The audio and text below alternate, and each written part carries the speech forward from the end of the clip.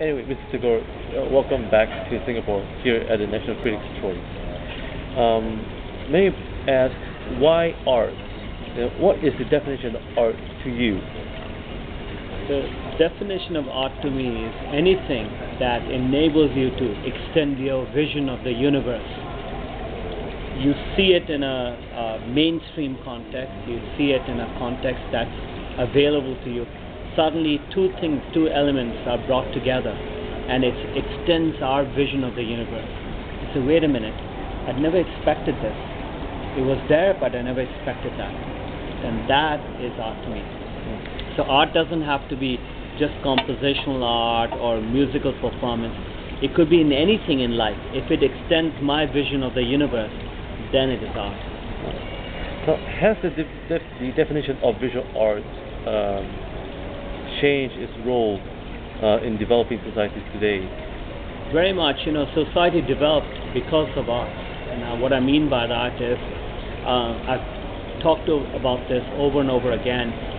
60,000 years ago, human beings hunted woolly mammoth and saber-toothed tiger and produced art.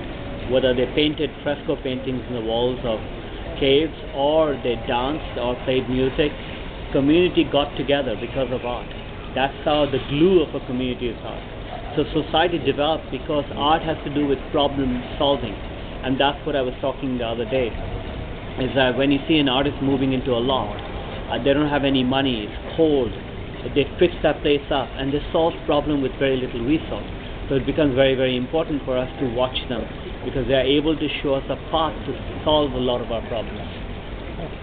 Now, between societies, in Europe, United States, and Asia, what's your observations, on how they perceive art and how art is understood? There are two sides to the story. One is that you have a classical format of art, antiquities art, and one is contemporary art. Now, classical format, we have in Asia great repository of classical art, and Europe has it to a certain extent. But Asian cultures, whether it's China or India or any of these places, they developed thousands of years. Even Middle East, for that matter, Iraq and Iran. So they have a huge history and genealogy. That's one form of art. So that is seen with a great deal of reverence and respect. Now, contemporary art is very different. Contemporary art it's hurly-burly, it's active, it's dynamic, it's what's happening. It's a reflection of a society now, whether all the shortfalls and shortcomings of a society and the greatness of a society is reflected upon art and reflected directly on it. And what I mean by that is, if you see a burgeoning sort of influence of Asian culture, you see it immediately art and art market. People are spending millions of dollars on a work of art that people wouldn't even think about. Those are kind of things, sociological matters and economic matter as pouring into the art world, and is very much an integral part of our world. The great art is produced, like in Europe, is when economy and art merges together and is not separated. And if you are able to bring that connection here, economy and art merging together, then you build a really dynamic society and you build a better resilient society. Tagore galleries have been established for a very long time, and you yourself, Tagore, you have actually an extension of yourself into film.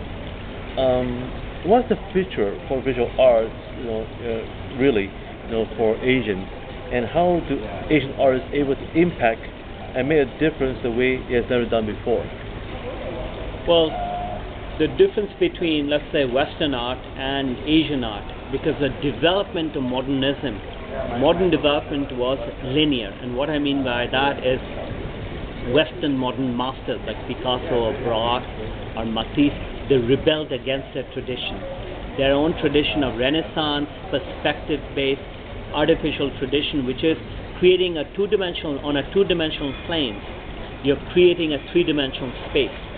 And that's done through mathematical formulas. All lines merge at one point, therefore artificially you're showing depth. So modern masters like Picasso or Braque or Matisse said, wait a minute, The world is changing with industrial revolution. You have airplanes flying. You said you get multi-perspective. How do you show that multi-perspective, the diversity of life? You say trains hurtling through the countryside of England. Turner started painting in a much more abstract manner. So what they rejected their own tradition to create the modern language. In order to create a modern language, they ransacked the storehouses of world culture. They started with Oceanic art and African art, then went to Borobudur sculpture, then went to Islamic art, then went to Indian painting, Chinese painting. They went to then turned around to their own medieval art. They looked at it, they took the syntax, took the grammar, took the language from there, and created what is called modern art. So Picasso, although it was new to the Western modern audience, it was not new. African artists and Oceanic artists had done it ages ago. But they were taking it away from the religious context and putting it in the context of a secular world. That was new.